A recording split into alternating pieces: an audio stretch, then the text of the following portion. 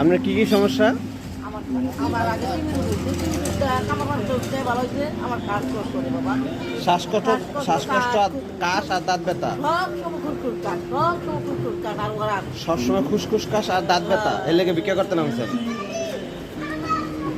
এলে আমি কাজ নাকি ভিক্ষা দেব বাবা শুক্রবারের দিন এত কথা করছে রে বাবা আমি কি ভিক্ষা দিন মানুষ আমি কই কি না, আমি জানতে চাইতেছি আমি যদি না আপনি ভিক্ষা কথা কই তো আর আমি এত কথা বলতে করলাই আমি যদি ভিক্ষা কই দিই তা আমার আরো রূপ দে আমি দুটিয়া লাগে আমার ঠিয়া না আর আমি না ভিক্ষা আমার নাম রূপ দে আল্লাহ দে